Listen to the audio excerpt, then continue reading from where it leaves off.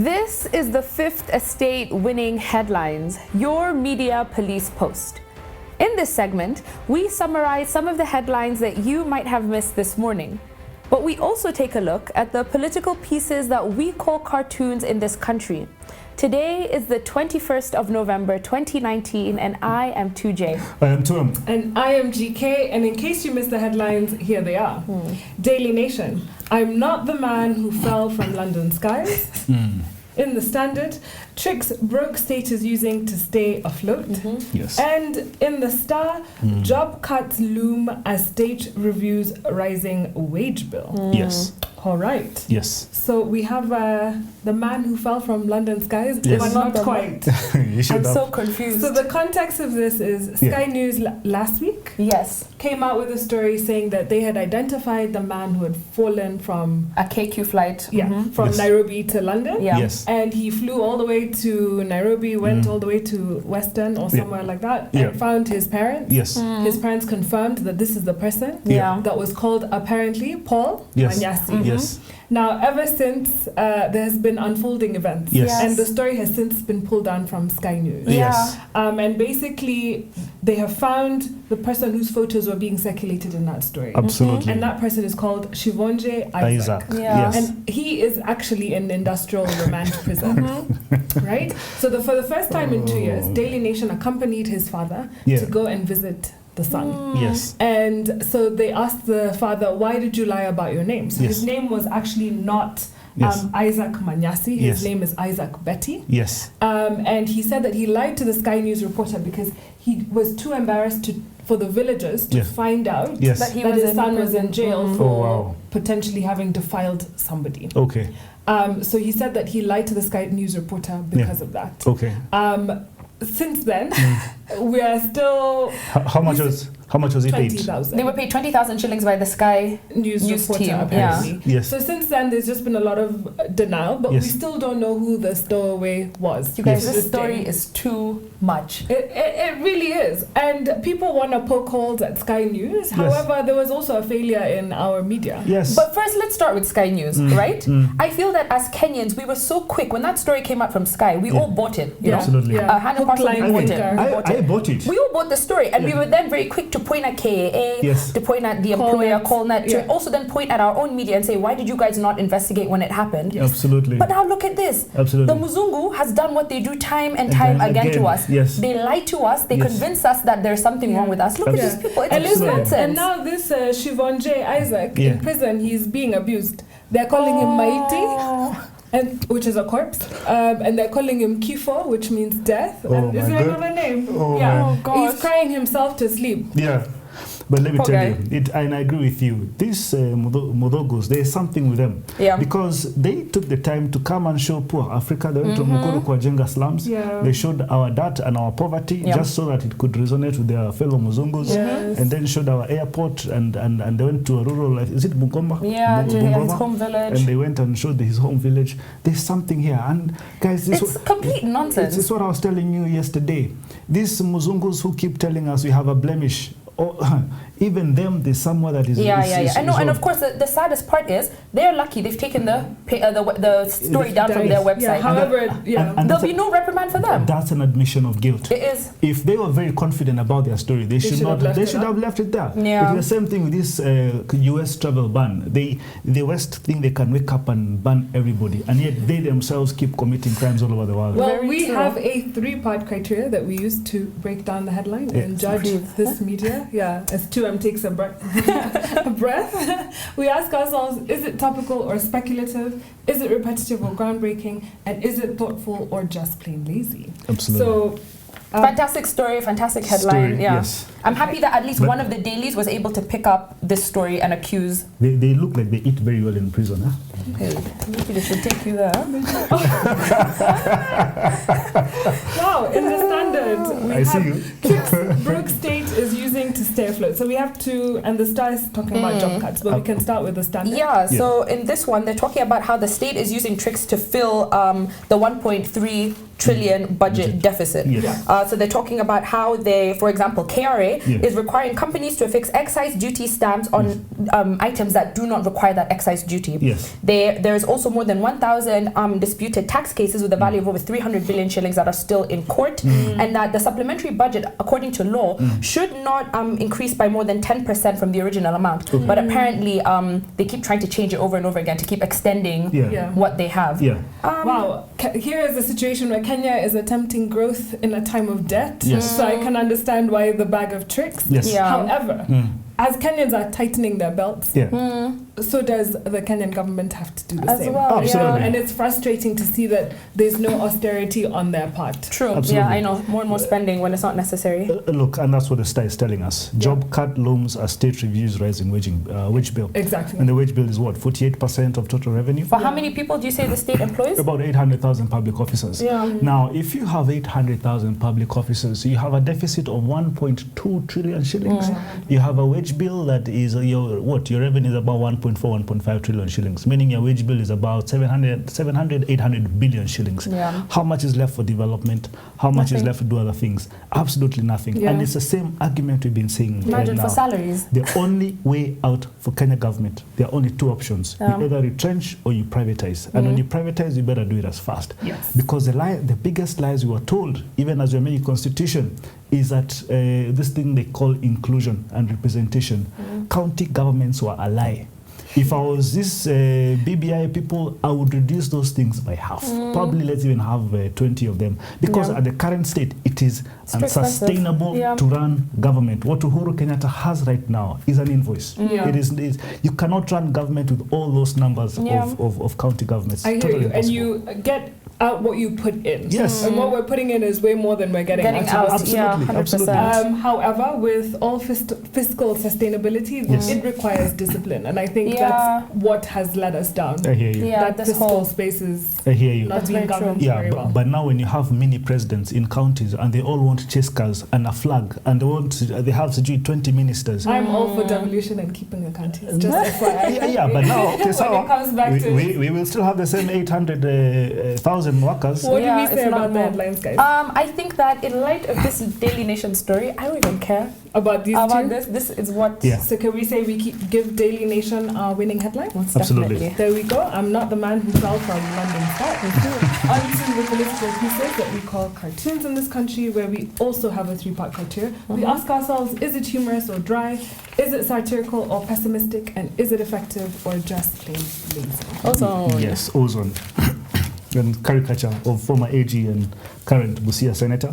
That's Amos Wako. And he is in front of the American flag.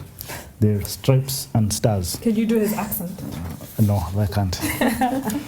And on the one, some of the stripes is Attorney General, corruption, travel ban, old story. Yeah. And I mean, it's what I've been saying.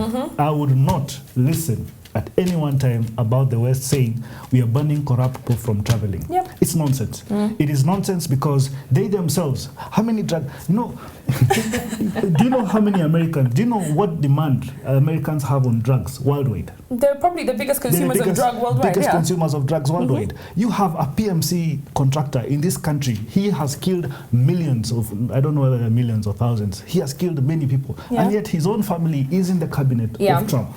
I think, so what I can say is I care about the national sovereignty of Kenya. Yes. So it doesn't bother me what America has decided to do or not do. That's on them, right? However, it does shed some light on the inadequacies of our system. Which is true. Because, listen, if there is this man and he has significant corruption, why are most Kenyans even in the dark about what that could be? Yeah, that's true. But look, there's a gap or a hole somewhere. the Americans cited EACC, all right, as the investigative agency that gave them the information. That gave them information. Now, EACC yesterday said that they don't have any investigations, or they have not done any investigations on Amos Wako. So why could they have removed this? I I think also part of this is that if Kenya were to retaliate in any way, yes, I think it would come back to bite us in a very painful way. I was telling you the story of Nigeria when they tried to increase the cost of visas for US citizens coming into Nigeria. Yeah. They then ended up facing backlash. So anytime as a small developing country, you try to stand up to the big man, which is the saddest thing. You lose. You end up losing. Well, that is true to some case. But what? But also Kenya has been engaging with the US on extradition cases. There are pressures. So there's been a lot of back and forth. That's and true. if there are more names to be unleashed, maybe this is just a precursor. By the way, I agree with you. My point here is very simple. The media in this country, you should let people know the flip side. Because if you are going to agree with Sky News of a man who falls from the sky, and you go and tell people, oh, there's a man who fell from the skies, oh, there's a man who has been banned. I know, I guess there needs to be balance. That's very true, I know. The media should be impartial. So Gado has taken us to a house. So there lived a beautiful girl in a beautiful house. And one day there was a knock on the door. She opened the door to find a cute, poor, rained-on squirrel. Yes. She welcomed the squirrel, fed it, clothed it, and gave it a room to stay. Yes. The next day, she woke up to find the whole house stinking. The squirrel had eaten all the food and trashed up the whole house. And the squirrel in her bed was actually a skunk. And the skunk is like, what's up? And the skunk has a hat written Sonko, and he's on the phone. And the little character there is saying, and the skunk had recorded all the events. Who is that skunk? Sonko! A caricature of Sonko. I think Gado is trying to tell us that the beautiful Nairobi, yes, looked at this poor Squirrel Sonko and said, oh, come, take care of us and we'll take care of you. Or let's do it together. And then we found out that he mucked it up. No, but this is also the dangers of voting 6-piece. The people who went and just guys, tick, let me tell you, tick. How do you feel now? Let me tell you, I'll say it like a Kenyan. Me, I like Sonko. I have never seen Nairobi. Nairobi actually looks beautiful. I mean, the nice parts of Nairobi. I don't know about the other parts. But the roads look in very good condition. There are flower beds in town, very well kept.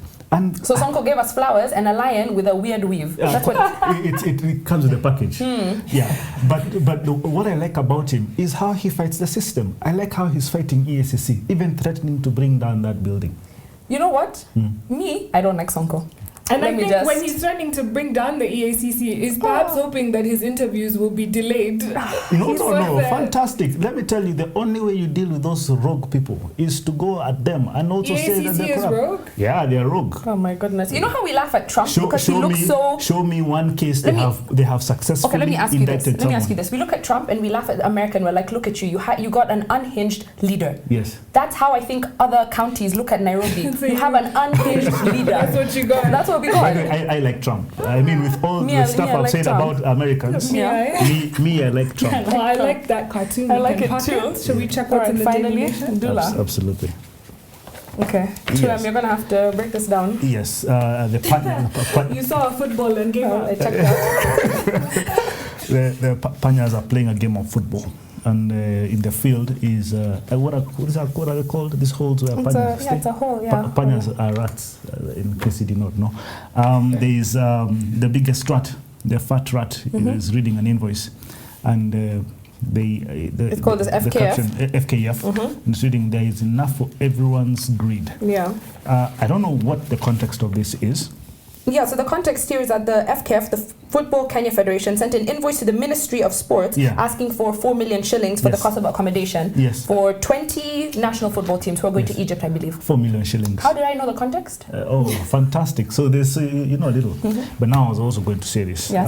FKF should just not blame government for this. They should blame the super minister himself, who I like, Matiang'i, because he's the one who has chased away betting companies. And I think some of that is alluded to here on the back end of the, what do you call these? What would have the sponsors? Exactly, the sponsorship banners. You just have CAF and you have no other sponsors. And I'm saying, this is in Ndula.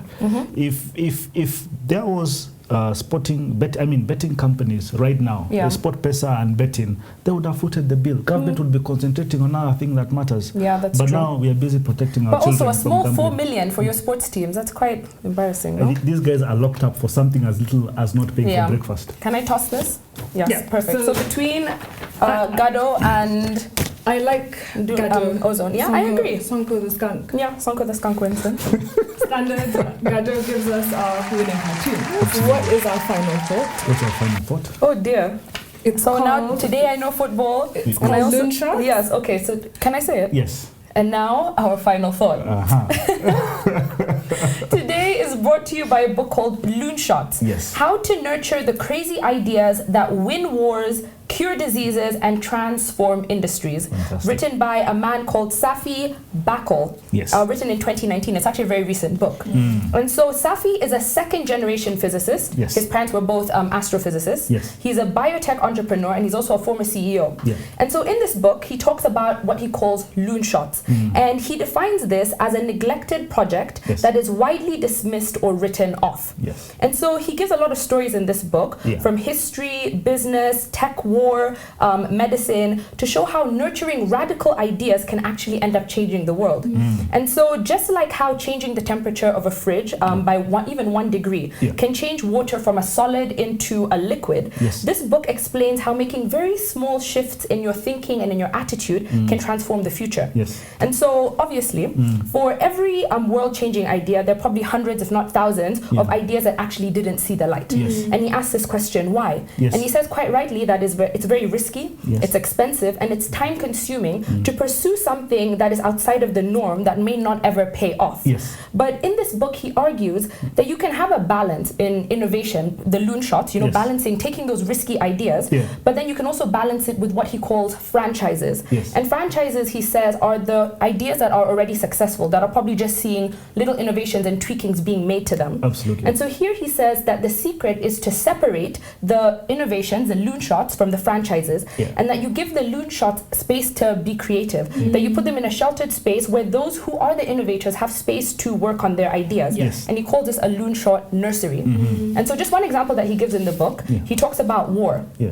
So one story is on how the US military was unprepared for World War II Yeah. because it didn't support innovation. Yes. So he says, had there been prediction markets in 1939 on who would have won World War II, the odds would have been in favor of Germany and Hitler. Yes. Why, you ask? Yeah. He says that the Allies, Britain, France, Russia, and the United States, lagged behind in what Winston Churchill called the secret war. Yes. So he says there was a war that was happening behind what the world was seeing. Yeah. And this was a race to develop more effective weapons. Yeah. And he says, unlike Germany and their allies, who were developing new generations and new iterations of weaponry, the Allies weren't nurturing breakthroughs. Yeah. And so in 1922, these two young men made this great discovery. They found out that when a ship passes between a radio transmitter and receiver, the strength of the radio signal actually doubles. Oh, wow. And if you were to monitor the strength of this signal, you could tell when a ship or a plane was on the move. So you could start to monitor its movements. Okay. And this had the potential to completely transform warfare. Yeah.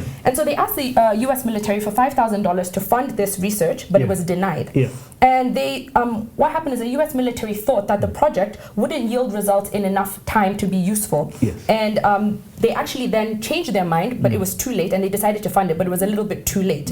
And so on the 7th of December 1941, while the system was being tested, it was still going through its trials, 353 Japanese aircrafts killed 2,403 people, and this was the attack on Pearl Harbor. Yes. And so right now, the system that these two young men bumped into is what we know now as a radar system. Oh, You know yes. that system that you have on the Yes, discs and you see yes, everything yeah, moving. yeah. And the moral of this story is that a failure to pursue innovation can be quite painful, Oh, yes. in the long run. Absolutely. And so the point is, pursue innovation, even if you just do it in a little incubator Yes. hub. Yeah. Yes. It'll be worth it. I so agree. One of the things he says here is, and I took this home, is why good teams with the best intentions and excellent people kill ideas. Say that again? Why good teams with the best intentions and excellent people kill ideas. Okay. Right? Now, did you guys know, Nokia, the company, Yeah. do you know they used to make toilet paper once? I didn't know that. Really? Yes. No idea. Toilet paper. The guys would be making calls. Okay. Yeah.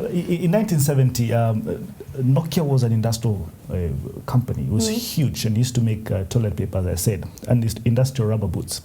And 2 decades later, they started pioneering the first cellular networks, right? And the first car phone, the ones that they have in Range Rovers, and the first all-network analog phone, and also the first wildly successful GSM phone.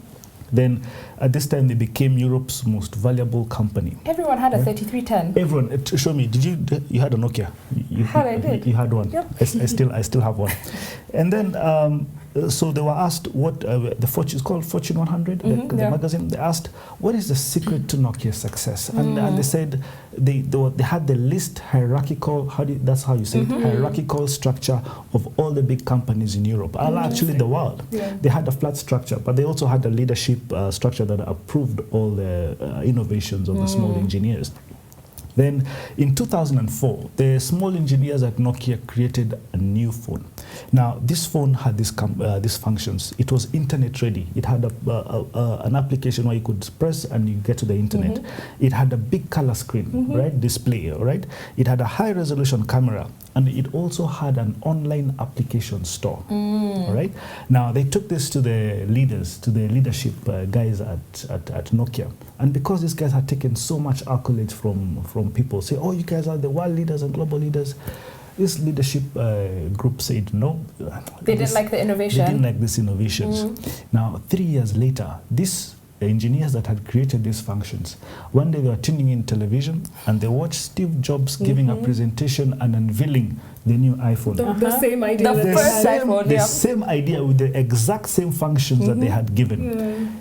Another 3 years later, Nokia went out of business. In fact, they sold.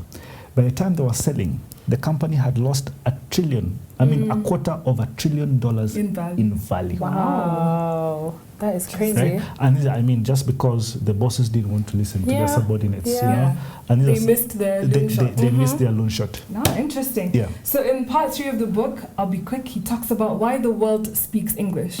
However, he never answers that question. Yeah. So I read and I was like, okay, so I'll just answer it. So actually, people would think English is the most widely spoken language. It actually isn't. It's okay. It's the official language in about 75 territories. However, the world's most spoken language is Mandarin Chinese, which has about 1.1 to 1.3 billion speakers. Yes. And then the next one is Spanish. Yes. So in the chapter, he talks about how some empires, such as the Chinese, the Islamic Empire, and India, missed the scientific revolution. And you found Europe came and overtook them with the Industrial Revolution. Yes. And he gives us some facts. He says, from the middle of the first millennium AD to the middle of the second one, China and India dominated the world's economy. So together, during this period, they averaged over just half of the world's GDP. Yes. The 5 largest nation states of Western Europe, by comparison, only average somewhere between 1% and 2%. Wow. Yes. Right? Yeah. Paper and printing originated from China. Yes. Right? Centuries before Europe. Yeah. They had magnetic compasses, they had gunpowder, cannons, deep well drilling, cast iron, paper currency, and astronomy observatories. Thousands of years before Europe, right? Whoa. And then they had this thing called Imperial Civil Service exams. And they would admit about 1 million people. Only less than 1% of those people actually passed, right? And so they had been creating a class of scholar elites in China for nearly 1,000 years, before the first universities had ever even opened in Europe. Yes. Right? And estimates were China was literate about 45%. Yes. In England, it was close to about 6%. 6? Yes, of literacy. And then get this, in the early part of the 15th century, China and its navy sailed to Africa. Yes. North Africa, actually, with the largest fleet at that time. Yes. It had 28,000 men and 300 ships. Whoa. And the largest was weighing about 3,000 tons. And then, a few decades later, Christopher Columbus discovered Africa. Sailed with 3 small ships. Yes. And the largest was weighing 100 tons. Compare that to the 3,000 tons that the Chinese had. So these guys were miles ahead.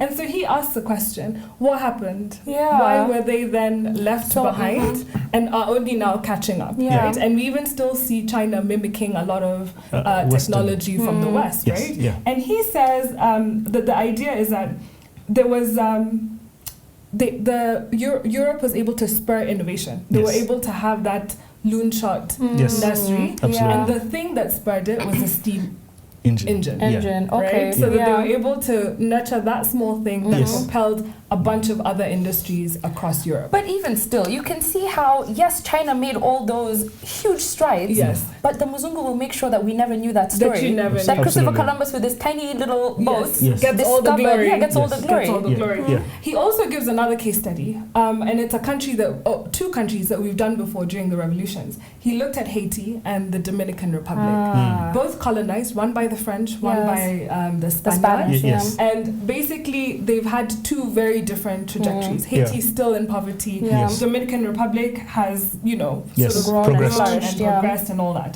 And he says that this natural experiment of these two countries allows us to set aside differences in race, culture, climate, and geography. And I remember we read a book called Guns, Germs, and Steel that said we are rich because of where we are located. And that's what causes us to succeed. But this debunks that. Because they are the same island. Absolutely. Right? Yes. So I don't know where he was going with this chapter, but he had very interesting tidbits to talk about.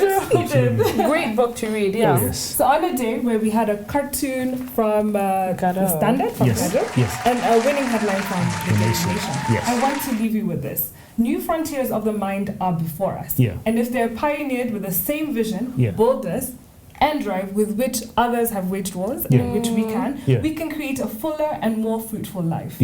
With a little help and a little science, we can each press on as citizens of nations towards our own endless frontiers. Amen. And don't be afraid to fail. You're preaching, eh? I am trying my best. Please subscribe to our YouTube channel and find us on TV. We are on Go TV, paying free to air. Start Times. Have a good evening. Good night.